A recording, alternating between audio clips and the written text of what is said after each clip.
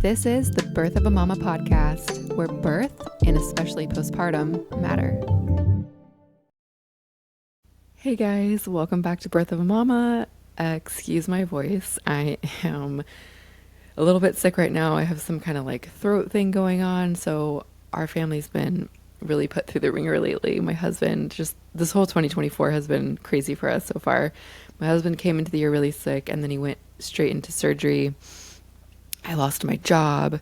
So he's been healing from surgery. He had a 6-week healing process, and he got crazy bad autoimmune reaction to something a couple of weeks after his surgery, and just hives head to toe, crazy, so bad. I've never seen hives this bad on anyone.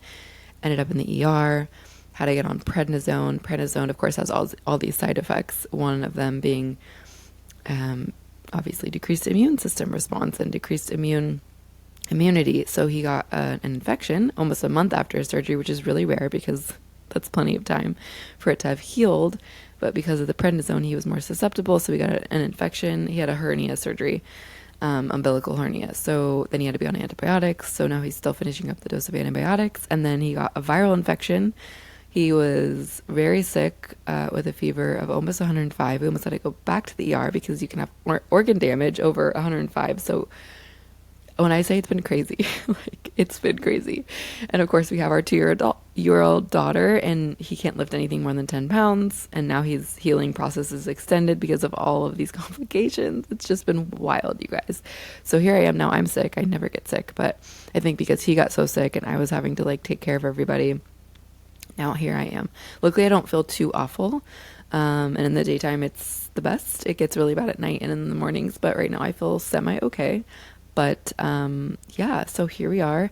So excited for this episode. Shalin Butterworth is on today to share her experience, her 2 birth experiences, and her 2 very different birth but positive birth experiences, and also her postpartum, of course. And she shares about how much she really went into her first really not knowing much about pregnancy, birth, postpartum, any of that, and how that experience differed from the second time around when she really fell in love with supporting other women in this season of life through pregnancy, through birth. She became a doula.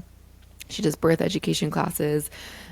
She's a birth nerd like me, and I trained with her as a doula years ago, which is how I know her. And she just shares so much wisdom, so many amazing insights, so much good information, things that I talk about all the time on my Instagram and on my website, and how I help women in the postpartum period. So she did all of those things her second time around. She said yes to help. She had a plan. She hired postpartum support, and I could not be more happy for her or more proud of her for doing that. And it just goes to show how much having a plan is so important, and how well that can serve you and your family in the postpartum period to give you the experience that you want. That dreamy experience that you fantasize about can somewhat come to reality, but you do have to have a plan in place. So I think this is a perfect place. If this is you and you're listening to this and you're pregnant right now, or maybe you want to have a baby soon and you're like, wow, I've never really thought about postpartum, or you're pregnant right now and you're like, I don't have a plan for postpartum. That sounds like something maybe I want to do. I'm interested in having an enjoyable, supported experience. Then my Nourished and Rested Postpartum Planning Guide is for you. I highly recommend and encourage that you go to my website to download it. It's totally free. Just go to nataliewelchrd.com. You can also go into the show notes to click the link. It's on my homepage in the purple section. You'll see it right there if you just scroll down a little bit, enter your information, and it gets sent straight to your inbox. And I hope you get that, and I hope it really helps. Without further ado, here's the episode. I have Shalin Butterworth on the show. Shalin, thank you so much for being here. Oh, it's an honor. I'm thrilled to be here. Very excited. So excited to have you. Let's have you start off by just sharing a little bit about yourself with the listeners. Yeah, so I am a mom of 2. I have a 7-year-old son and a 1-year-old daughter. I am also, in addition to being a mom full-time, I am also a birth and postpartum doula. I teach childbirth classes, and I run a mentorship group for doulas in the area. My family and I live in Meadow Vista, California, which is just outside of Auburn, on a little bit of land. It's kind of stormy today and cozy. We're just loving it in the trees here. And yeah, that's a little bit about me. I run my own business. I fortunately get to work in a profession that I absolutely love. It feels like my life's work, and as does being a mom. Yes, I love it. You're doing some amazing, amazing work. I actually trained with you to become a doula years ago, Yes. and I don't do much with that. Unfortunately, I wish I did more, but I still am kind of in like the birth and motherhood, postpartum, all that amazing space. So, Oh, yeah.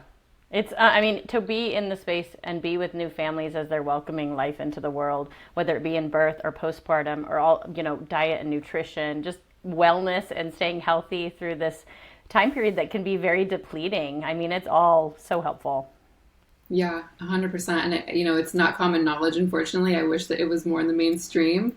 A lot of women have care, conventional care in a hospital, and, doctors, OBs, even midwives sometimes in the hospital setting aren't talking about a lot of this important stuff when it comes to wellness for mothers. But I know and so I just like to, yeah, make that note. It's so important. So hopefully Oh, yeah. by Well, us talking about it, we can spread the word like wildfire. absolutely. And I think even just the stories I get to share today of my own birth experiences and postpartum transitions, I learned a lot through the first time. And it just touches on a lot of what you're mentioning about conventional versus unconventional care and setting yourself up and, having access to those resources that we may not even know about. Absolutely. If you had to describe the transition into motherhood in 3 words, I know this can be challenging. Oh. Which would you choose? Uh, you know, so this is probably not going to be a conventional answer, but the first thing that came to my mind when you said that was rocked my world. Like in every way I can think about, we hear a lot of this like giving birth is transformative and you'll never be the same. And I heard a lot of that stuff before I had a little one myself. But having him, literally, my life turned upside down. I not only became a mom, which is enough on its own. I quit my job that I was in. I never went back to. And it was a very steady, dependable job with benefits, all that normal 9 to 5 stuff. So I took this transition, like all of my identity became totally not familiar to me in every way. So I think for me, it rocked me to the core, and really made me go, who am I and what am I doing here? And I didn't spend my life thinking, oh, I want to be a mom. That's what I want most in the world. I have friends who did that, and I thought that was so cool, but that was not my experience. So now I have this little one, and I'm thinking, I don't want to go back to this job, and what am I going to do? And now I'm a stay-at-home mom, which is a whole different thing. So I really just was in this total space of who am I and where am I and what am I doing? So I guess that's what I would say right now today. Rocked my world. Yeah, I love that. That's you. I think you're like the first or second maybe person who's made a sentence with the 3 words. Usually it's like, 3 separate words and someone explains. So that's so, that's such a great way of putting it into 3 words because, well, at least I can relate to that. And I'm sure other moms who are listening will relate to that if they haven't had kids yet. But yes, Yeah. absolutely. And the best kind of rocking, but it can be abrupt. It Mm-hmm. wasn't a gentle, like, lullaby kind of type of rock. It was like, oh my gosh, here I've landed and here we are and we're going to figure it out. Yeah. Yeah, you feel very thrown. Like it is, Uh, yeah, not gentle, but not bad. It's just a little bit can be shocking or jarring, I would say, for yeah. sure. Yeah. Well, I think it's any change, I think can be tough, but I think this one was like almost, when I reflect on it now, scary in a way that was like, wow, like this world, becoming a mom has now opened up this portal, so to speak, to a whole other dimension of life to live. Not only now am I caring for this tiny human, but also like, how do I care for myself and how do I want to move in the world? And now I have the opportunity, and fortunately I did have the opportunity to stay home with him for a bit and kind of explore that, which is scary to be on the edge of the unknown, just like birth. You kind of just have to take that leap and figure out, okay, who am I and who do I want to be for myself and my kid or kids in this new world. So yeah, exciting, amazing, because you get to explore this whole part of yourself that you couldn't have known before, I think. Hmm. Yeah, I agree with all of that. It's a major surrender exercise test. right? Yeah, and I have a 7 and 1 year old. It's still a major surrender exercise. I don't think it ever ends. No. I don't think it ever ends. It's the constant letting go, always. Yeah. Yeah. Yeah. So what were your expectations of postpartum? Like, did you, obviously you were kind of already, somewhat, did you start after your first in the birth space? Correct. Or were you already dabbling? Okay. Okay. So, no. So before your first, did you have any expectations of postpartum, or, what were those if so? Yeah, I did not think it would be as challenging as it was, which is probably a common experience. Yes. I had not had a lot of friends who had babies. I hadn't been around a lot of babies or people with babies. I hadn't had that close connection with someone going through having a new baby. Actually, one of my best friends had a baby not long before me, and I think my perception and my perspective was just not, I didn't know. So I didn't really know necessarily, I think, even how to show up for them. We had my family, it was very conventional as far as not a lot of attention given necessarily to how planning your birth or planning your postpartum. So, my husband and someone gave us advice once, like, just keep your little bubble. Don't let people in that bubble for the first couple weeks. It's so sacred and so special. And I think that that advice was really well intended, and it was not what I needed. But I didn't know that till I was way deep in it, and honestly more reflecting back and going, oh man. And I'll talk about that when I talk about my second one, because I did things way differently the second time around. But yeah, I think I thought, oh, I got this. But also society made it feel like I should get this, right? I should know how to do this. It's just a tiny human. How hard can this really be? And had not a very solid understanding of what that transition recovery period, breastfeeding, healing my body, hormonal changes, no idea. I spent a lot of time on figuring out the birth and not nearly enough time figuring out the postpartum. So I definitely felt blindsided. And also like, why can't I figure this out on my own? I should be able to do all of this, which made it way more challenging. Mm-hmm. Yeah, there's a lot of times some pretty harsh emotions that can come along with that, like, guilt, like, what's wrong with me? Why do I feel like I'm failing at this when, yeah. And I felt very similar to you with getting the advice of, it's going to be your sacred space with your new family for the first couple of weeks. You're not going to want any guests. Like, just have it be you and your partner and your new baby, and just, take it all in. And I was the same as you. I was like, I need help. Like, I do not want to be alone right now.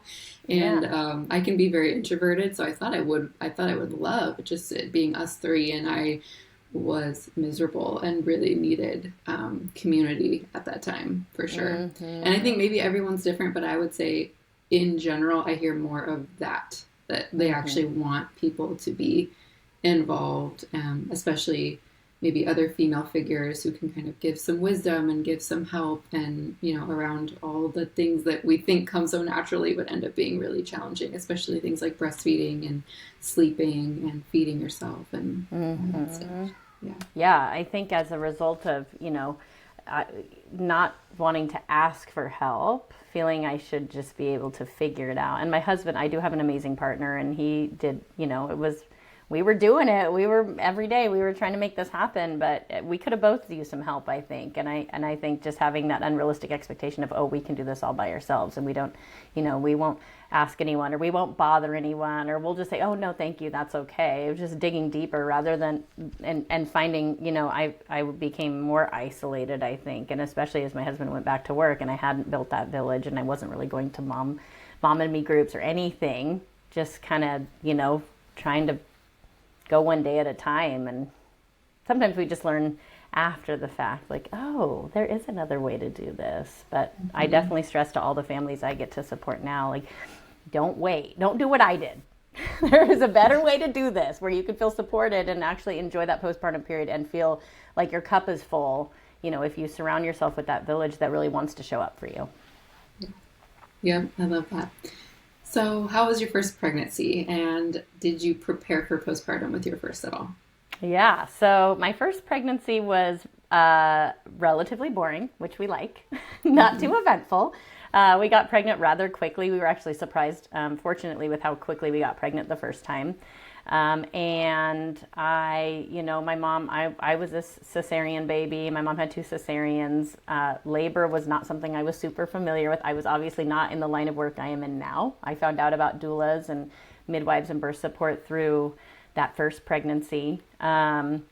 And I think, I happened to be at that point really into physical fitness and really watchful of the food I put in my body. So I was on the right track that way, that pregnancy overall was uncomplicated, considered low risk. So I did, see midwives for that pregnancy and birth. And yeah, I'm not really sure,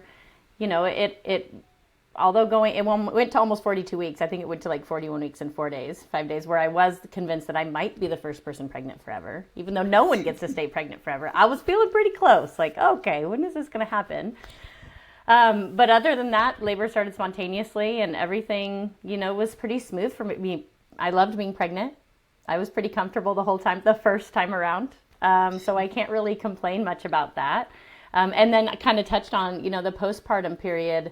I spent a lot of time focused on the birth aspect and not enough time focused on what happens when the baby comes out and is in our arms and what does that all look like. So while pregnancy and birth was pretty straightforward and uncomplicated and beautifully boring, as I like to say, the postpartum period was a rough go, I think, for a while as we figured stuff out.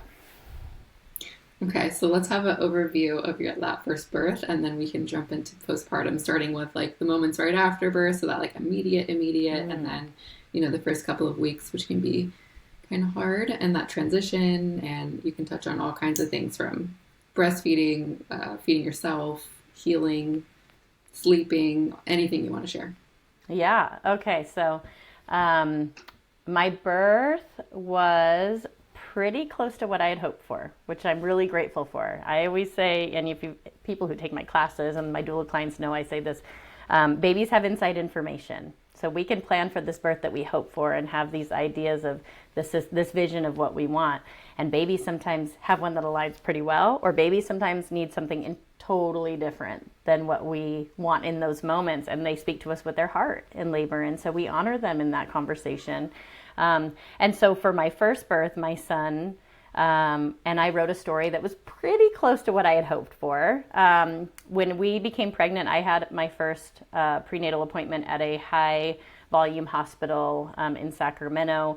And it was like a 15-minute appointment. We were in there, we were scooted out the door. It was very uneventful to the point where I was like, oh my gosh, this is like the most important. I have a human growing in my body. This is the most important thing that's ever happened to me in my life. And I feel like a patient number. I feel like another person just in this revolving system. And so very soon after that, we switched to a much smaller volume hospital in Davis, California, and sought midwives for that type of care. Totally changed our whole prenatal experience. So I'm a huge advocate for families seeking midwifery care if they are low risk or if that is something that they're hoping for.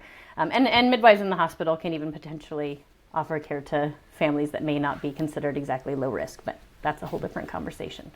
Anyway, so I did see midwifery care, see midwives through our process. At about 41 weeks and 4 days, I spontaneously went into labor, which was very exciting finally after weeks of some prodromal labor on and off. My labor was pretty straightforward, other than my son facing backwards. So he was in a posterior position or direct OP, which is not an ideal position to birth a baby.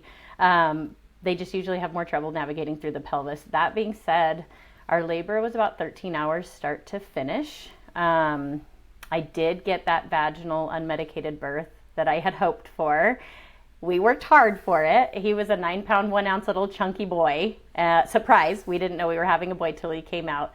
But we really, my husband too, with his counter pressure and all of his amazing support, we got through it together. And I had thought I was going to have a water birth at this facility. They let people birth in the water.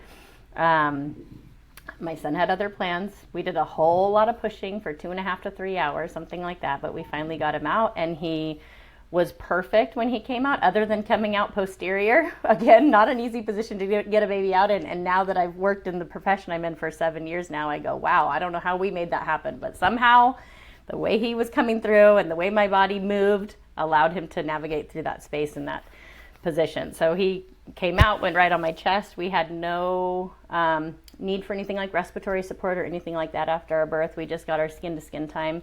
And it was incredible. One thing I do note though is it was a pretty intense labor with a lot of back labor and then a long time pushing. And so, when he came out and got onto my chest, my first thought was, oh my God, thank God that's done. And I think a few minutes later it was, oh my gosh, look at this baby. But I think I really needed a few moments to just go, oh, that was so intense, so wild. Like, whoa, I need to come back into my being before I can really focus on this baby. And I think that's I see a lot of people like they bring their baby up and it's just like immediately this connection. And that's not always how it is. Sometimes it's more like, okay, I just need to shake that off for a second because that was a wild ride. And then I can come to connect with my baby after that. So we definitely had more of that experience. Another interesting thing is during our labor, we just had my husband, our doula, and then whoever was the nurse on shift and the midwife kind of coming and going. I don't remember a whole lot of it because I was deep into labor land and that labor flow, but bits and pieces. And then we had all our family waiting in the waiting room. I had actually invited my mom, my mother-in-law, my dad, my brother to come in for the actual birth, not the labor. Yeah. But I did say they could come in as he was being born. So, and I don't even remember. I figured at that point, I am not going to care. I'm just going to want to get this baby out. So I did have our doula ran out and grabbed our whole family. My dad and my brother stayed like way over back in the corner, like by my head kind of. And my mother and my mother-in-law got to see the birth. And my mom, having 2 cesareans and never having even felt a contraction in her life, I think it was a really special, especially for her, that experience to get to see labor and see her daughter and see her first grandchild come into the world. And so that I was glad I did that. It's not for everyone for sure, but for our family, I think it was a pretty cool experience. Yeah. Wow. That is amazing. I felt like I was there. You're a very good storyteller. It feels so raw and real still. I mean, and I've had a birth since then and, it's only been 7 years, but our births are, I remind people of this, we're going to remember specific details of our birth for our whole life. That's powerful. Mm-hmm. So it's fun to tell it. Yeah. Yeah. And I can totally relate to needing a moment when you were explaining how you're like, oh my gosh, like, let me just take a breath and acknowledge that was crazy hard, right? And like, just gather myself before I'm like, oh, right, I just birthed a human. And that in and of itself is like, whoa, So, yes. I like to try to normalize that it's not always this instant, like, oh my God, crying, just so, happy. Sometimes it takes a couple of minutes and that's okay. That's perfectly normal. Yeah. And and it's totally normal and it's not any indication of your bond with your baby because, oh my gosh, my baby boy is just, I still call him my first baby because, want to acknowledge that we have another baby. Oh, that bond could not be thicker and stronger. But in that moment, I just needed to be like, okay, I'm so glad I'm not doing that anymore. And here we are. And also, it gets easier and easier. I mean, I don't want to scare anyone because I wouldn't change anything. I would rather feel every second of what I did. And I'm glad that my son, we didn't have to make decisions we weren't planning to make because I know it can go very differently. But that was just our one story. My brother's a photographer, so he has pictures of our son Brixton coming out like half out because my son made me push out like every section of his body. And you could just see him like greeting the world, just like, all right, here I am, here we go. So that was really cool. And then for him to go right to my chest and, I hadn't thought a whole lot about breastfeeding. We'd taken like a really quick class on that. And so that's all new because I wasn't sure how I would respond to that sensation being really new and different. And it all seemed to work pretty well from the start, which again, I'm just super grateful for. Good. Yeah. So let's hear about that. How did those first couple of weeks go? I know, that first week can be so important for establishing breastfeeding and everything. So, how did those first couple of weeks go? Yeah. So we did get to stay 2 nights at the hospital, which was helpful in the sense that we had other people. We still had this tiny, tiny baby. Well, over 9 pounds. Not that tiny, but seemed small, although sturdy. And so, you know, it was nice to have some people around who like knew babies and stuff. And we, at that time, you know, we weren't too keen on, or we weren't too aware of, you know, bathing the baby or not bathing the baby. So we did end up having him bathed, I think, right before we discharged home. And I just remember watching the nursing assistant bathing our little boy, and just going, wow, she seems so confident. And she's just like moving him around and stuff. And I was obviously nervous. And my husband, I don't think he'd ever really held babies until we had our own. So he's a bigger guy. And so I think just seeing him with our little son was just, it was a trip. So it was nice to have staff there to like help us out. And I think we saw lactation, and my son had he was, again, not a small baby, and the position he came out in, and how hard and long we pushed together, he was really kind of tight and restricted in his face. So his latch was a challenge at first. So I was actually using the hospital pump to pump colostrum, and then we were using a syringe to feed him while we were also working on our breastfeeding stuff. So it was nice to have more support in those first few days while we figured all that out.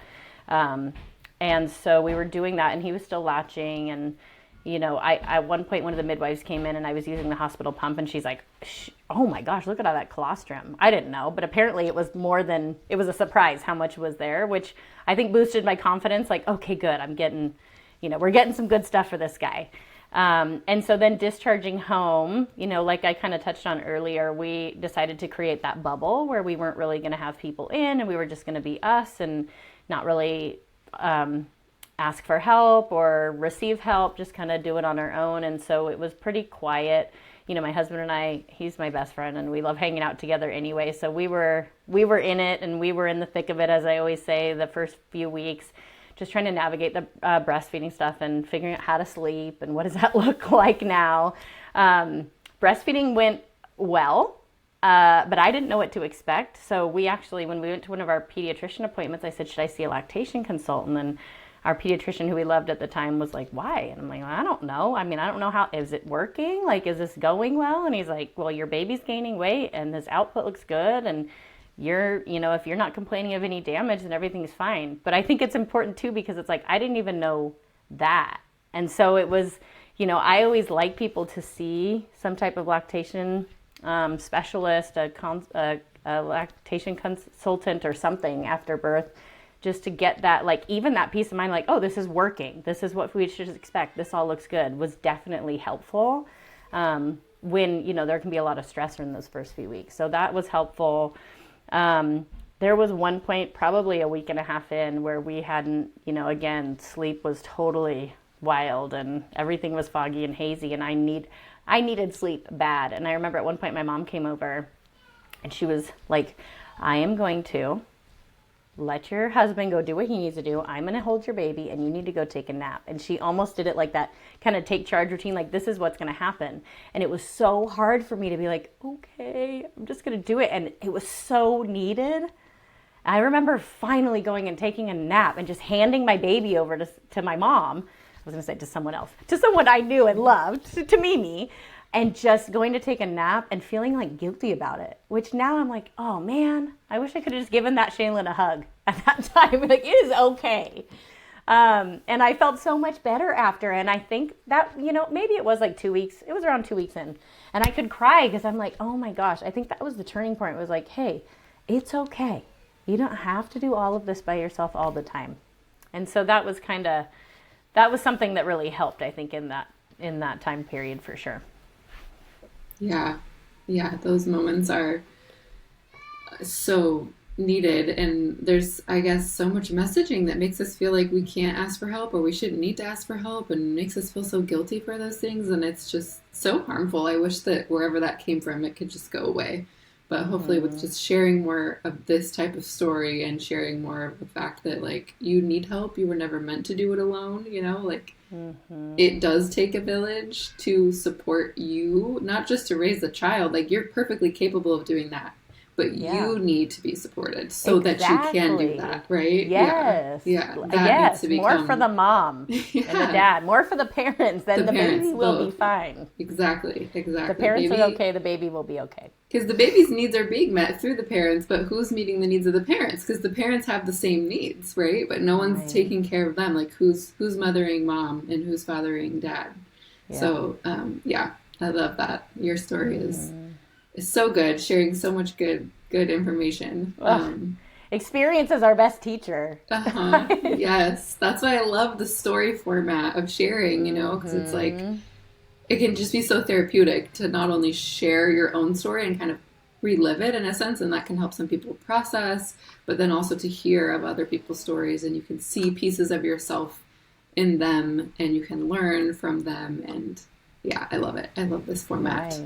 Yeah, absolutely. It's powerful. Yeah. So how did the next, the whole newborn phase, so maybe up until 12 weeks, 3 months, and then you can share on, was there ever kind of I call it a turning point, or this moment where you kind of started to feel, I don't like to use the word normal, but you were finding a flow, and you were kind of, maybe baby was getting a little bit more independent, or there's usually some kind of mark. It's some women it's 6 months, some it's 12, some it's 18 months, some it's 2 years or beyond. I feel I just got there, and I'm, my daughter's going to be 2 next month. So yeah, that sounds about right. Yeah. I definitely, when you say the first few months, I can't recall a lot of specifics. I think I was very much still in the thick of it for months. Although I was trying to return to, me, who I thought I was, who maybe I was before Brixton was born, trying to figure that out and trying to, act like, oh, I can just go out. Part of it was, I should be able to get dressed and put makeup on, which I don't even like doing now. I get dressed, but I care much less about that most of the time. It's am I dressed? Okay, that's good enough. But try really caring about that, and I'm going to go to the coffee shop, and we're going to go walk around, all these things, which sounds super fun, but I don't think I was in a place to do that really easily and well and without stress.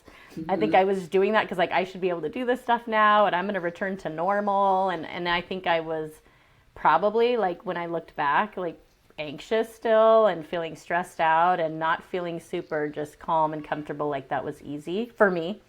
I think probably around 9 months to a year is when I started feeling a little bit more okay, I got this. This feels so much easier. And I again was going through this phase where I took 4 months off for maternity leave. It turned into 6 months. I think I bumped it out to 8 months. And then it was a year, and then I went out, and after a year, they said, okay, are you coming back? And then I, that week went in and signed the paper saying I was never coming back, which was this very slow progression of letting that go, because that work part of me was a huge part of my identity. So that was a big thing to try to release. And so I think, that was simultaneously happening as I was going through all of this new mom stuff. And so I think it was 9 months to a year probably where I started feeling oh, okay, I've got this flow down, my kid's thriving, we can actually really go run errands and do all these things, and it feels way easier than in the beginning. But it took a while for me to feel a new sense of normal that felt comfortable. Mm-hmm. Yeah. Life before kids, you can just think of anything you might want to do or have an interest in and literally get up and go do it right then and that moment. Everything's just so simple and easy, and you don't even realize it because that's how your life has always been.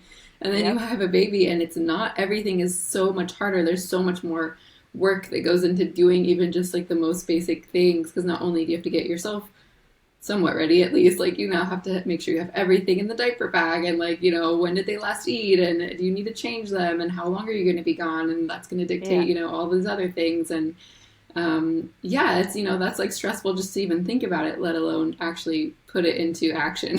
So I can totally relate to that. It took a while for me to be let's go to the grocery store together as a family, and it won't feel I'm going on some a torture full-on job. Full-on job, exactly.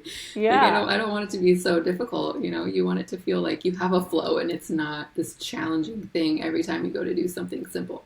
So I think that's really common. It's it's not this quick thing, and the whole like bounce back culture too, like whatever that means, whether it's like physically bouncing back or going, being the you were before. I think we really need to get away from that too, because you'll never be who you were before. You're completely different, and as you should be. You've gone through this major rite of passage, and the whole purpose is for you to be different, right? And not to go back. So also getting rid of that, because that's also just so toxic and harmful to women out there who think that they should be able to like just return to work and not be emotional and not feel like they're struggling and have it all together. Like hurts my heart. I know. Exactly. All right. So how did your other pregnancy go? You can talk about like maybe... You can even talk about like the planning it, and did you have an idea for an age gap, and then how did the actual pregnancy go? Yeah, and birth, and we can get into postpartum after all that. And this one is so much more fresh. Although at revisiting Brixton's birth, it just feels like it was not that long ago. But so we do have an age gap, obviously 6 years almost exactly. And for the first few years of that, actually probably like when my son was 5, we had felt, David's my husband, David and I had felt like we were pretty our family was pretty complete. We were okay with, 1, if that's what we just ended up with. We weren't really considering another pregnancy for a while. We'd ask Brixton, do you want a brother or sister? And he'd say, no, I just want mom and dad. So that obviously swayed us too, because, he... And by then, at 4 or 5, I mean, he's obviously communicating how he feels and what he wants. And then and then almost right around the same time, it seems like I started feeling like, I don't know. I don't know if I am done. And flash forward, this is after Brixton was born, I quit that job that I had and I dove into doula work. So I started studying and became a doula before Brixton turned 1, and then attended my first birth shortly, few months after his first birthday. So now, I've been in this line of work for years, and I started to feel this pull of maybe I do want to have one more. Maybe I do want to experience pregnancy again. Maybe I do want to have a birth in a way that looks, similar and different to my last ones. Like just experience it all again and have another little one, have siblings, that sort of thing. And almost about that same time, Brixton started going to school, and some of his friends had siblings at the school, or little siblings who would come to pick up and drop off. And so he started saying, I want a brother or sister, more brother, but I want a sibling. And so my husband and I, at this point, I'm advanced maternal age. So I was whatever, geriatric pregnancy. I laugh about that because I'm like, what a ridiculous name. Come on. Clearly a pregnant mom who's over 35 did not come up with that term. No. So I was getting older. And so I was telling my husband, like, if we're going to do it, I'd like to do it sooner than later. Like, I just would be ready to do this and then also then transition to the next part of our life. So thinking with Brixton, we got pregnant pretty quick. So I thought, probably be no big deal. Well, and I will say also, David was not as excited and on board initially as I was about the idea. He was kind of going along with it, but he wasn't like, yeah, let's have another. So there was probably a lopsided effort, I would say, for conception. And this was also in the middle of a crazy time in the world, because I think we started trying to conceive, I will say, in like 2020, 2021, around there. So a lot of stress, external stress. Our life was in a big flux transition, like we were making big changes. So there was probably a ton of internal stress. So we tried for a while. I ended up getting pregnant. I had like a miscarriage. So my period ended up being, it was like probably 5 days late, and I had a positive pregnancy test. And then a few days later, it was not positive anymore. So that little spirit did not stay with us. I always say it was probably our little one that we have now that came in and was like, no way, this is not the time. Way too much. I'm coming back later, guys. So that was kind of our experience, and that's my perspective on how that happened. And so it probably was at least another, I think after that, and after our life settled within the few 4 or 5 months after that, we had that pregnancy, and things looked very different for us, and the world looked very different. And I think all of that kind of contributed to my husband got on board and was more like proactive, like, yeah, let's do this. So then when that happened, when he was on and I was on, we got pregnant within a couple months after that. But it was probably over a year where I thought, I don't know, maybe we won't have another baby, because we're kind of doing this around the time we should be conceiving and nothing's happening for the most part. So that was that story. I kind of thought we were dealing with some secondary infertility, and then we got that positive test. So this time around, I already knew what I wanted to do as far as how I wanted to, prepare for my birth. So I immediately sought the care of a midwife that I absolutely love, that's local. We did plan a home birth this time around, although I was advanced maternal age, which is classified as high risk in some ways. That's not all that puts you at high risk when we're considering like home birth or out of hospital birth with midwives. So that was our plan this time. Pregnancy again was uncomplicated. It was not my first go, so my body definitely remembered, even though it had been, 6 years or so. Funny enough, my kids had the exact same due date, which kind of blew my mind. So they were both due on October 23rd. I could not believe it. So my husband and I always tell him, like, right around in January, I think we need to be really careful, because that might be the only time we really get pregnant. But so that was pretty cool to see that same due date, but years later on the calendar. Yeah. And so we sought midwifery care. Overall, that pregnancy was also, I'm super grateful that there was nothing really that came up. I had this whole other perspective, having supported so many families through pregnancy and including lots of families out of the hospital. So I had to continue to remind myself, just like I always tell families, moms that are being told all these birth stories, is that's not your story. So telling myself that, reminding myself, like, everything you've seen that's not this baby, and that's not your pregnancy, and this is a unique journey for the two of us. So I think that really helped keep me in my space versus letting all of those things come in of things I've heard or things I've seen or, that type of thing. So, that pregnancy, I loved it. And I loved it too because of the gap, which was not necessarily intentional, but it's been the best thing ever for us because my son came to all of our appointments. He would help the midwife, like with measuring my belly or listening to his little brother or sister, also a surprise baby this time. And so he was very involved, and I loved that family centered aspect of it. One of the many benefits of midwifery care, but that was just so cool to see him involved, and he wanted to be. It was kind of an open door thing, come if you want or don't, but so cool. And he was definitely at that stage where he understood what's happening, plus his mom's a doula, so he hears about it all the time. Knows more than your average 7-year-old boy, I think, about like pregnancy and birth and stuff. And so that was our plan, was to, hopefully have an unremarkable pregnancy where we just, grow this beautiful baby and then birth at home with nothing extra. I always say, again, beautifully boring. We don't need anything extra. Birth is exciting enough. And then do our postpartum transition, which I'll talk about in a little bit. But that was my second pregnancy. Love it. Yeah. I love the midwifery model so much. And I wanted that so much for my first. And then it all happened in like this whirlwind, situation. We were living down in Los Angeles with like no support. And we just were like, whatever, I guess we'll just use insurance. And because it was so costly to have a midwife, it's not covered to do home birth and all these reasons that, but yeah, if there's ever a second time for me, that is definitely the route I want to go, because I'm like, I want that experience so much. And it would be cool to see, Rayla be involved and measuring my tummy and just having them involved, from all of it, like from pregnancy on. I just think that's so magical and how it should be. So definitely an advocate for midwifery. And home birth.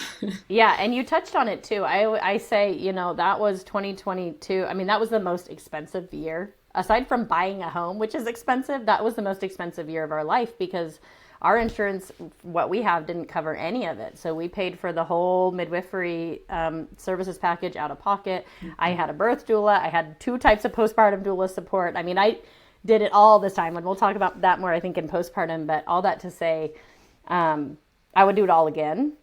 I knew that's what I wanted. And once we decided we were going to do this again, we saved, we put that money away. We made payments where we needed to. We made it work so that we could have that, because I knew, I just see how important that prenatal experience is and how that leads up to the birth. And then how all of that you do before your baby's in your arms, then kind of flows into that postpartum transition and how we feel postpartum. Mm-hmm. My perspective was nothing's guaranteed. It is not guaranteed that we're going to stay home and have this baby. There are different things that could happen. This baby could need something different. My body could decide, something's not right. We need to get, we could move to high risk and have our baby in a hospital. But I think we also undervalue how important all that prenatal care and support, how we're made to feel in that prenatal period, who we surround ourselves with, the type of care that we get, all of that matters too. And if we do that piece really well, we can truly walk into our birth and say, I did everything. Like, I did all that I could. I saw the practitioners I wanted to see. I did the movements I wanted to do. I ate the way that I felt was right. I, was made to feel really good about all this so that I can surrender truly in birth and go, that's it. I did it all. And now, baby, it's you and we're going to get through this, and I'm going to listen to you and do what we need to do. So that was kind of my thought from the beginning, is I could do all this and then end up in a hospital. And if that's how it goes, and that's kind of how it needs to be, but I'm going to look back and go, oh, I feel so good about what I did before. But luckily we stayed home. So that was good. Good. Yeah. So yeah, let's get into that. Let's get into your home birth. Yeah. So the funny thing about this is, for some reason, and again, we didn't know if we were having a boy and a girl, but this baby, I felt like it's going to be different. I think my water is going to break for labor to start, because that didn't happen with my son. And and water breaks before labor starts only like 10 to 13% of the time. So it's not the most common way for labor to start. Usually water breaks later, but for some reason I was going, it's going to happen. I really think it's going to happen. And did I really think that? I don't know. It just was in my brain. So on our due date, my husband surprised me with a due date, which is a lovely thing that I always like to recommend. If we hit our due date, we haven't had a baby yet, nice to just spend that little bit of time with our partner, reflecting, preparing for the next journey. So we had a due date. I got a prenatal massage, which was phenomenal. We went to bed totally. I expected, again, I'm probably going to go late, because that's maybe how I carry babies. Who knows? Also just trying to save myself from that disappointment that I hadn't had a baby yet by my due date. I wake up at 11:15, kind of abruptly, and it's wet on the bed. And I'm pretty sure I didn't just pee myself. I feel like that is my water. And why would I wake up like that, so abruptly? So I thought that could have been my water. I think I texted our midwife and our doula, maybe at that point, saying, I think my water broke. We got up. My son wasn't still bed sharing with us at the time. So we have, when you birth at home, you have your whole birth kit, and you put down plastic over your bed, and you put sheets on it and stuff like that to protect your bed. So we started doing all that and shuffling my son around. We were able to keep him asleep and kind of get the bed made. I get up, go to the bathroom, and it's okay, it's for sure my water, because it's just going like crazy. And my husband could see me from our bedroom into the bathroom, and I'm standing over towels at this point, because I'm trying to get up and put on my Depends, basically. And it's just pouring. And he's like, it's like someone turned a faucet on in your vagina or something. Like, what? And I'm cracking up, because labor hadn't started yet. At least not what I perceived. I think I was having some cramping, and I'm like, I don't even know what I'm supposed to do right now. I'm just going to hang out here, I guess, until we figure out a plan.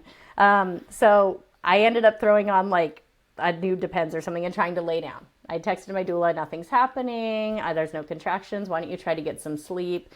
She lived a little less than an hour from us, and I'd had a baby before, but it was years ago. So we were like, I don't know if this is going to go fast or not, but she's like, I wasn't going to sleep. She's like, I thought about actually just leaving right then and just waiting in your neighborhood or by your house. I mean, it's the middle of the night. And then our midwife too, was actually sharing, she had not a backup, but her midwife she was working with was in the Bay Area, and that Bay Area one was the primary. So we let her know, and I don't think she'd left. I think she was waiting for labor to start. So I lay down to try to sleep, which is what I always recommend, if we're waiting for labor, try to get some sleep. It was impossible, because I was making a pool in the bed every time I laid down. And I remember looking at my husband like, this is ridiculous. I'm never going to sleep. I'm literally laying in water. After a few changes or whatever, I finally got enough of an area that I could be kind of dry and lay down. And I told him to go to sleep. And we were laying down, and I think 2:15, I felt this incredibly, I say loud because it felt loud in my body, and very intense pop, which scared me. It was in my pelvis, really low. And it scared me because I thought, well, my water's broken. What the heck? But I think it was probably a 4-bag or something. Anyway, so that popped. I woke my husband up okay, that was weird. That kind of freaked me out a little bit. But nothing's happening. We're not still, contractions are mild. Well, over the course of 15 to 20 minutes, contractions picked up. And all of a sudden I went from laughing, joking around to like, ooh, okay, vocalizing, breathing through it. My husband, I thought, was like resting or sleeping next to me. And later he goes, I was not. Yeah, right. I could not sleep. So I had one contraction at like 2:30-ish that all of a sudden sent me from like, oh, this is hard, but I'm working through it. And I hadn't told the birth team or anything, to, oh my gosh, I'm going to birth this baby right now. Like, this is happening. And again, this is now, maybe 15 minutes since that pop. And I freak out and I hit my husband and go, call the midwife, call the doula, the baby's coming. I'm freaked out. And he seems like he's moving in slow motion. He like gets up and I'm like, you need to hurry. And I'm feeling, I think the hormones were just like rushing. And so he finally, it probably wasn't that long. He calls our midwife. Our midwife had not, I think she was still in the Bay. So she called her other midwife who was local, I think, and said what was going on. And so our midwife that we had hired originally texted my husband and said, I'm on my way. Because I think she knew like, okay, this is happening fast. Our doula headed out. From there, it's somewhat of a blur. I mean, things were long, contractions just got long, strong, close together really quickly. My son woke up. Only thing I really remember about him being there is he brought me hair ties and he wasn't sure which one I'd want. So he like laid out like 4 on the bed. Of course, in that moment, I'm like, I just need one. But I think it was really sweet. Yeah. There were only a few positions that I could really be in. We didn't have a tub. Tub labor was not, and a tub birth was not necessarily like what I was set on this time around. Like maybe we'll see. But became so intense so fast that, I'd go to the bathroom, and at one point I had a contraction that knocked me to my knees, basically. And our midwife had arrived. She checked on the baby. She got to listen to the baby like one time because it was just all going fast. Then I was like, I need that tub. I need that tub more than, all of a sudden became fixated on, I need this tub. I need that water. This is super intense. I need something like that to help me get through this. And so my husband and midwife were trying to get the tub all set up, and I'm in the bathroom, and I remember being on my hands and knees and like feeling like I'm going to have my baby on the bathroom floor. That's just what's going to happen, I guess. Cause I felt like I couldn't move and I felt stuck. And for some reason in my mind, I was like, I am not having this baby on the bathroom floor. The bathroom floor is a fine place to have a baby. I don't know why I felt that in that moment, but I was like, this is not happening. So I'm like crawling towards the bathroom, just like, I am going to get to that tub, which wasn't ready yet. I had started pushing actually in the bathroom, like at the peak of my contractions, I realized later. Got to the bedroom. They started filling up the tub. My doula arrived and was doing some counter pressure and like sits bones pressure, which was amazing. And then I was feeling this really strong urge to push coming out, and I had a few really hard pushes, and I didn't feel the baby moving down at all. And I feel like for many people, the first birth, like I never would have noticed that. With my son, it was like way too intense and new, and I don't think I was tapped into that at that point. But with my daughter, I felt like, why isn't she moving? She's not coming down. This feels super strong, and it's all in my butt. And so I checked myself because I wanted to see where she was. And when I put my fingers in, as far as I could go up to feel, I didn't feel her at all. So that kind of worried me because I thought, well, she should be coming down. Like I would expect by this point. So that was the first time I had a cervical check. I asked our midwife to check me. And she did. I got on the bed. I had a couple really strong contractions in a new position that I hadn't been hanging out in, like on my side and stuff. And then she checked me and she's like, your baby's like right there. Like maybe a fingertip in or something. So I think something with that position change, why those can be so helpful. And the power of those contractions just bumped her into another position. And I think I know why. And I'll share that in a moment, why she took a little longer to come down. At that point, I was like, I need to get in that tub. Can I get in the tub? And, the midwife goes, sure, but you ran out of hot water. So there's only like maybe a foot of hot water in the tub. I don't even think it fully registered. And I was just like, I don't care. I'm getting in. So I got in the tub and I literally had to like basically sit on my butt on the tub. I did get in on my knees. My husband was right there. I think was in the tub for like 4 minutes and I ended up, and then she was crowning. So I actually ended up on my knees in a position where I could put my hand down and feel her come and crown. Also not a part of my plan. Did not expect to be doing that.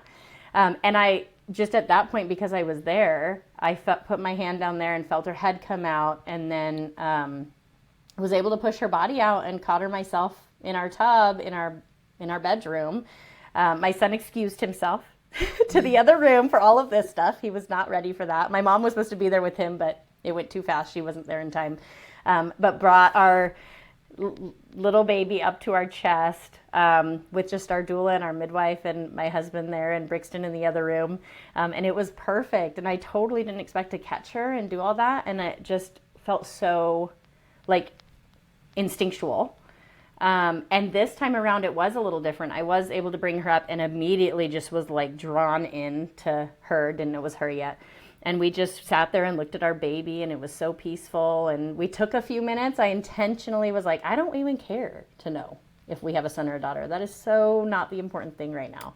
And just being able to soak in those moments. And then I think it was a few minutes later, so we had Brixton come in and we looked and we had a daughter, which was so exciting. Did not expect we were going to have a girl because my husband has all boys. There's mostly boys in both our families. So took me weeks actually to go, wow, we really have a daughter.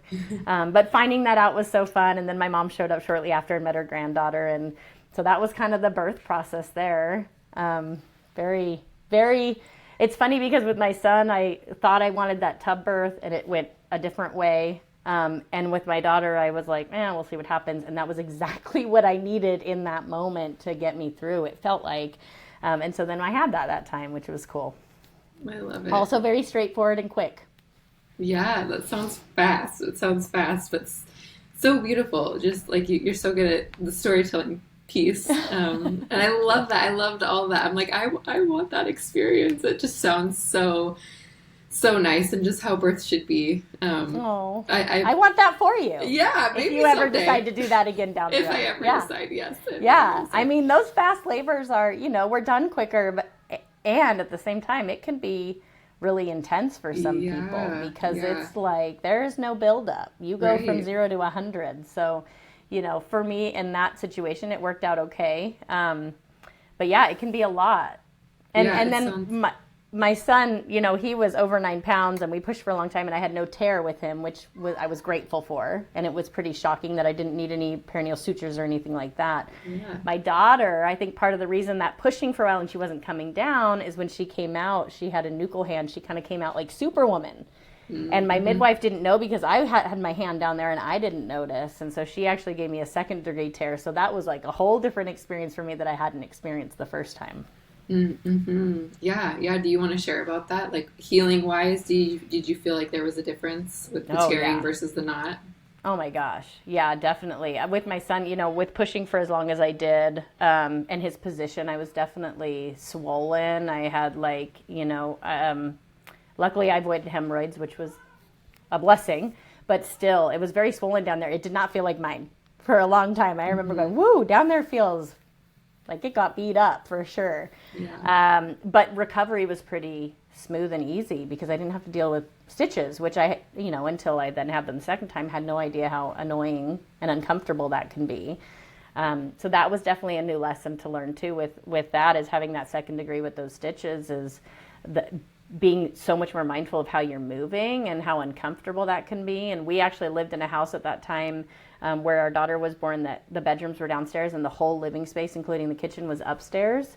Mm-hmm. And so, because of just healing from birth anyway, stairs were not going to be an option. My midwives were like, not at least for 2 to 3 weeks. And so that was a big adjustment of, it forced me to not be doing the things I would normally doing because I wasn't going to take those stairs. One, I didn't want a chance, increasing any risk of prolapse or pelvic issues or issues with my stitches. So I was really mindful of staying down and in the room. Another really, really great lesson in asking for help is I had to kind of rely on everyone else to help me out. But yeah, so the stitches were a totally different situation that I wasn't prepared for. I have a few. I don't know if you want me to just share those now, because it's my daughter taught me a lot of lessons that I didn't learn with my son. Yeah, let's have you share those. That would be great. Okay. So after I got this, I remember I'll finish the birth part because, midwifery postpartum care is so lovely. So, our daughter comes out, we get out of the tub, I birth my placenta. We're in our own room. My son's there, my mom's there. It's just so peaceful. And just wonderful. And I, even to the point where I'm getting sutures on my perineum after that tear. And I'm literally, it was such a strange experience because it's uncomfortable, in my opinion, to get those stitches. And I'm laying there with my legs spread on our bed with my daughter just like attached to my breast right here on the side, looking out the window, and the sun, this window I've looked out a million times, and the sun is rising through the trees, and I love just being awake and watching the sunrise. So I'm in this very awkward and uncomfortable position watching the sunrise on my daughter's birthday. And so it's just like, that's a moment I will never forget, is like how interesting it can be to be in those situations where we have, discomfort, but also the absolute joy and peace and Zen and all of that. So got sutures, got cuddled into bed. They did the newborn exam right there in our room. We were all just snacking and hanging out, and I absolutely adore the midwives, and one of them is just like a dear friend to me too. So it was just like a little birthday party. And the first few days, transitioned so much easier. Like, I've done this before. So I'm like, okay, well, I can keep a kid alive because I have a 6-year-old. 6-year-old. So I feel confident in that way, which I find a lot of times for second-time parents too, as we've done this before. But also I'm home and I'm snuggled up and I have way more support, and we're going to get through it. And I needed that support because the physical healing was more than the first time. My daughter and I had all types of breastfeeding issues, which was the opposite of with my son. So we had, within the first couple of weeks, I had very damaged nipples to the point where I was pumping and bottle feeding. And going to cranial sacral therapy, and I had a lactation consultant come over. I ended up with mastitis within the first 3 weeks postpartum. Lots of lessons learned. And at this point, I'm a lactation educator, counselor. Like, I know more, and I'm having a much harder time. So we're getting through all of these obstacles. I had invested in all types of postpartum support, and I'd said yes to everyone who asked me if I could help. I did it so different this time. I was like, I am going to say yes. And so I had such a magical experience with that because people were showing up and they wanted to help. Plus, I'd hired help so I didn't have to feel bad asking for things, which made it easier. I had a wonderful postpartum doula. I had an Ayurvedic doula come and do body work, which was one of the best decisions I made. Oh my gosh, talk about central nervous system healing and just grounding, and 100% recommend that. I had lactation support, as I mentioned. I had family coming over and helping way more. It was just a much better experience because I said yes. And so that's my number one thing that I always remind people is people are offering to help because they want to. You're not inconveniencing anyone. We're showing up because we want to be there. If you say yes and let us in, we're going to be able to help you. And we want you to tell us how. Like, what can I do to make your life easier right now? So saying yes, huge blessing. Getting postpartum support, that was really helpful. And so I think even with all those challenges, we were so well cared for. We had a meal train the second time. Those are amazing. Saying yes to all that stuff, even with those challenges, made it so much easier than it would have been otherwise. Like, I can't imagine going through all of that and not having help. That would be so hard. Mm-hmm. So that transition, the second time around with the challenges and all, so much easier, so much smoother, so fun to watch my son fall in love with his sister. He thought he really wanted a brother, but now he's still so in love with her, and they're smitten over each other. So even in the beginning, he was old enough that he got it. Like, he didn't feel replaced, and we were really mindful of that too, of still giving him his time and his space, but he was really able to be a part of it in that way, and I think for our family that worked out really well. Yeah. I could talk about it forever, so I'll stop because so I could listen long. Forever. I could listen forever, and I could talk about it. I understand, and this is such a good message. You were so prepared the second time, and like willing, like you said, to say yes, to take the help, and sometimes that's kind of how it goes. Like, we don't know what we don't know, right? So until we go through it that first time, it's like, yeah, you can prepare for the first time, but you just really don't know. And it goes so different for everybody. Like, I loved what you said earlier about how, you can listen to birth story podcasts and you can read about birth stories and you can prepare for it, but your situation and your experience is still always going to be different. It's going to be unique. Like there might be some relative parts to other people's stories, but you just can't fully prepare for something like birth, right? Because you don't know what's going to happen. And you kind of just have to go with the flow of things. But with the postpartum, at least, especially after you've gone through it once, you can really understand that, oh, okay, I do need to kind of be able to let go of certain things and like allow other people to come and, you know, step in and do those things for me. It was not meant for me to be doing the laundry and the cooking and the cleaning and the feeding of my baby. And, you know, like it's literally impossible. You would be so unwell trying to do all of those things, not to mention you just wouldn't be able to be there for your baby, which is the most important part. But also the most important part is you, because if you're not taken care of, you can't show up for them, you know, so someone has to come in, ideally a group of people, and make sure that you and your partner can take care of the baby, meaning that you're well cared for. So I love that. You mentioned meal trains, you mentioned 2 separate postpartum care specialists coming in. Like this is so good. This is exactly what I would want if I did it a second time. So much planning to go into it, and it's, you know, unfortunately a luxury because it is costly unless you have a bunch of family that is willing to come in and do a lot of these things for you. But, you know, then usually they're not trained in postpartum care necessarily, but they can still come and like clean your house or cook you meals and things like that, help out in those ways. But unfortunately, you do need to plan, and you do need to try to save money to put away for those things, but it is so worth it. Like it is priceless. Oh my gosh. How valuable it is to have that support and just to feel held and to feel cared for. Like you cannot replicate that with anything else. Absolutely not. And I totally agree that having the resources to do it is not always easy. One thing that I used is, and I only know of this one website, there might be more, but I utilized Be Her Village, excuse me, which is a website that is dedicated to, and I want to describe it as best I can, but basically you can register for services.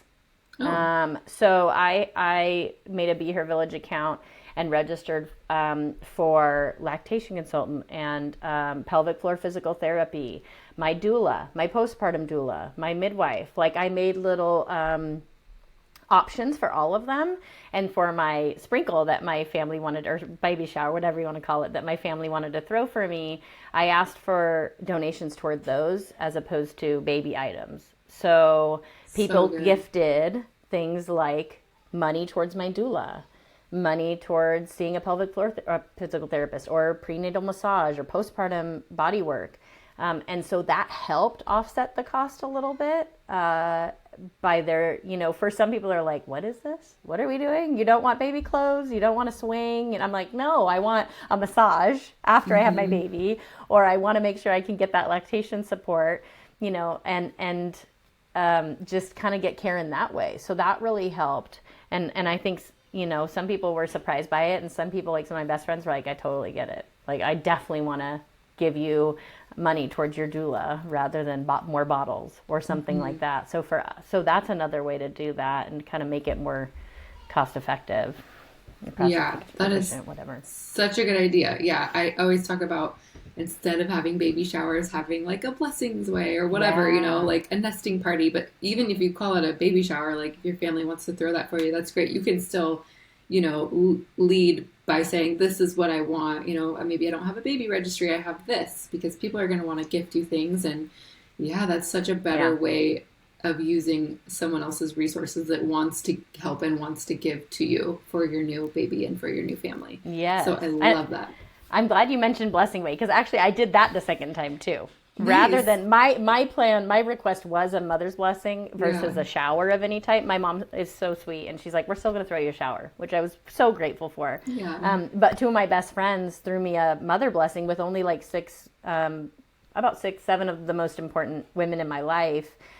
Which was a much more intimate circle. We actually built candles, and everyone lit their candle when I went into labor, and they read different things, and they made me a bead bracelet, and they did all of those things that made me feel so special. So that mother blessing was really, really helpful for me, I think, and we did it in our home where we were planning to have our baby. So that was really special because it was like a way to really, it kind of really set me in to that space and brought all of their amazing energy into that space. And so I loved having that. The shower was amazing too, but having that between them and actually the doula group I'm in, I feel so grateful and so blessed, because the doula group I'm in also through this amazing, we had 3 doulas in our mentorship group that we have, that were all pregnant and due around the same time. So 3 of us were growing babies about the same rate, similar due dates, within about a month of each other.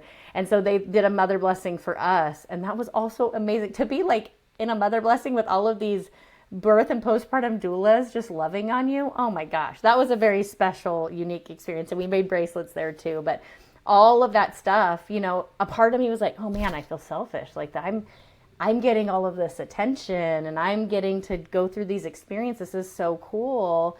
But it's not selfish. Like, we should be honoring the moms, growing these little humans and making sure they feel loved and cared for and supported. And then they can walk confidently into their birth with all of that love and support and being surrounded by that. And that all, like I was saying, you know, that prenatal stuff makes a huge difference in how we show up when we feel that first contraction.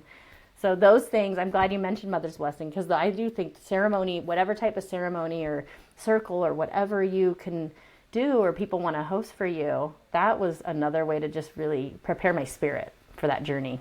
Yeah, and that's a piece that's so missing. It's like that intention and these people coming together for you. It's not selfish. There's traditional cultures all around the world where this is just inherently built into their culture, and it's not here in North America where culture is lost, and we live in a very, you know, pull your big girl pants up and do it yourself and don't cry about it, you know, kind of perspective. And that's just, it's not the way it was meant to be. And that's why I think we see all these high rates of postpartum mood issues and depression and anxiety, and we're so isolated, and it's already a time that is so isolating. We need to be coming together. So that sounds like an absolute dream. I love that for you. That is amazing. You are so held and loved, which is exactly how you should be. So that's there amazing. were lots of tears. I cried a lot, you know, prenatal hormones, plus just getting all that type of attention and support and love is just, it can feel overwhelming in the best possible way. So. Yeah, let it flow. I love it. That's so beautiful. Okay, so do you want any more children, or do you feel like your family's complete now?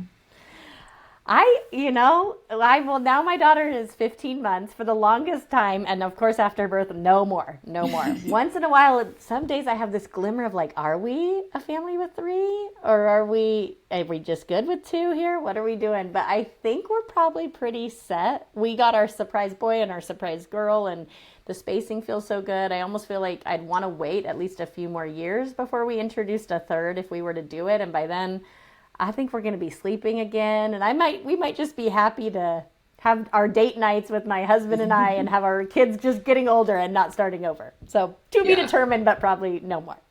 Yeah, I think that's a perfectly fair answer. Yeah, our family feels like it could definitely be complete. We are very, very grateful and blessed.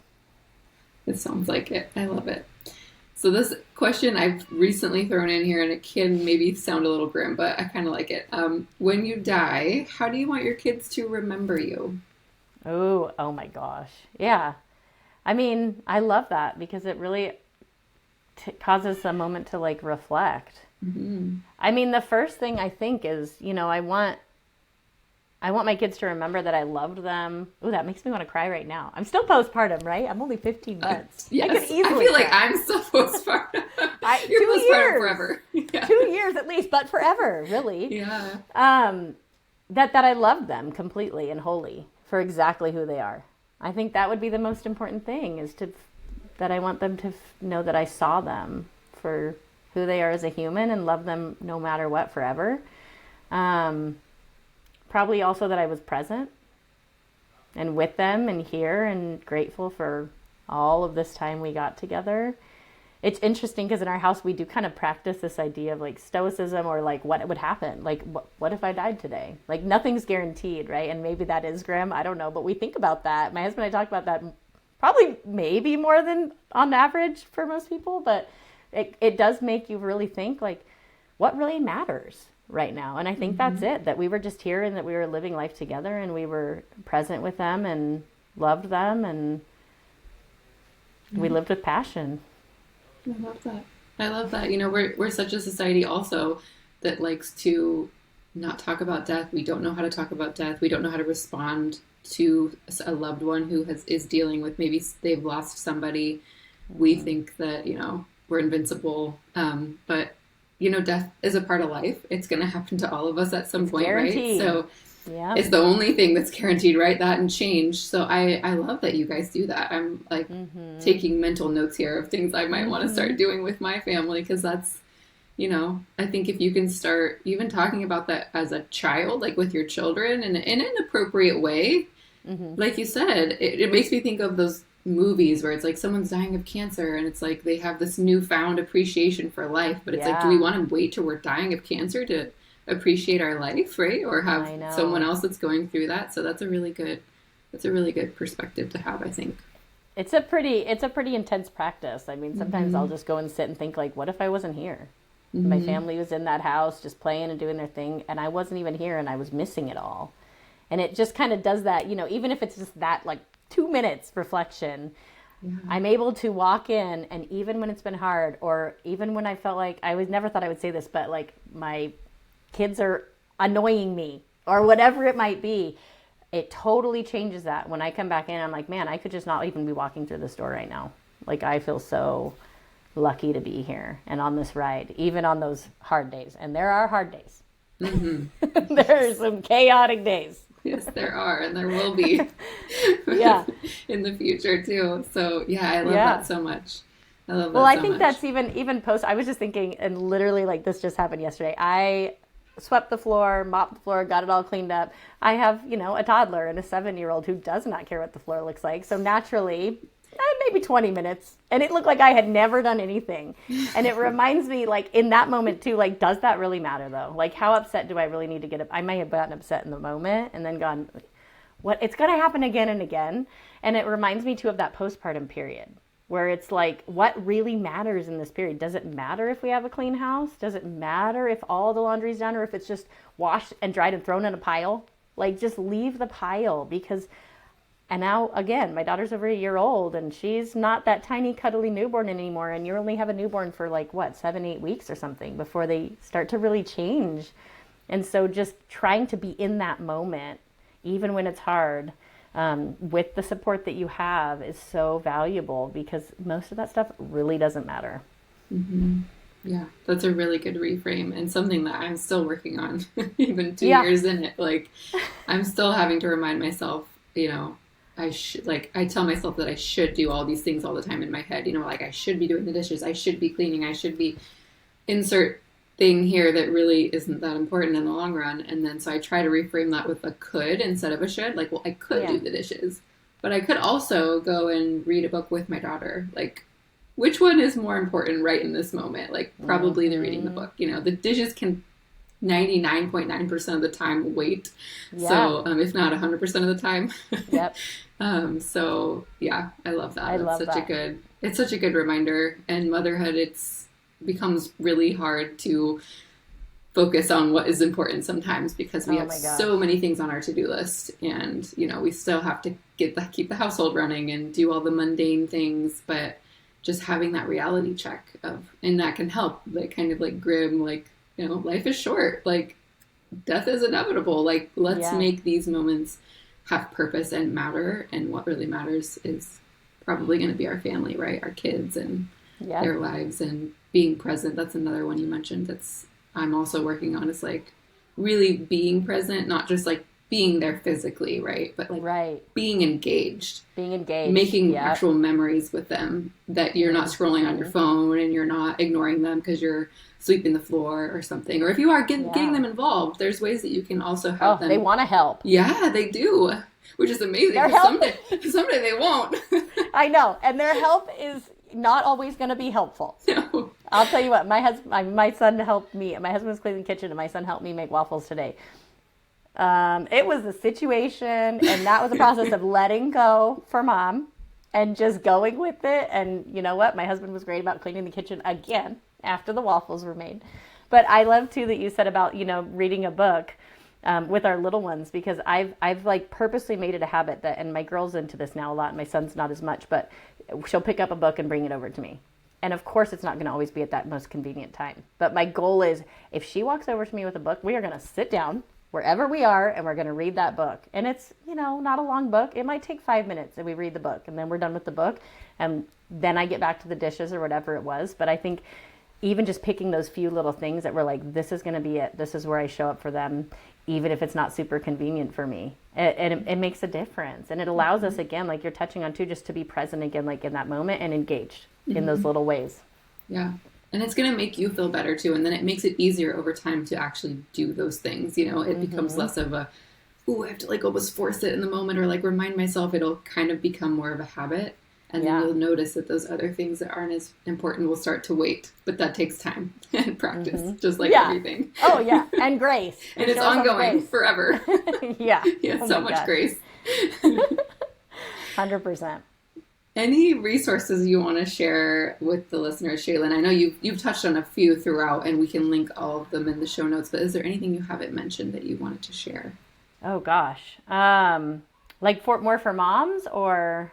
Yeah, so for moms at like any point in their motherhood journey, so it could be something that you used during pregnancy that was helpful, or for birth or postpartum. You could share. Yeah. There was the website. I have Be so Her many Village. Was that what it was called? Okay. Yeah, that's the postpartum one for like registering for services and support rather than physical things. Yeah. I love that. I mean, I have. For pregnancy, there's so many great resources. It depends on what we're looking for as far as evidence. There's evidence-based birth, and I'm a big fan of, huge fan of Body Ready method when it comes to preparing our bodies for birth, and the biomechanics for pregnancy and birth and postpartum healing and recovery as well.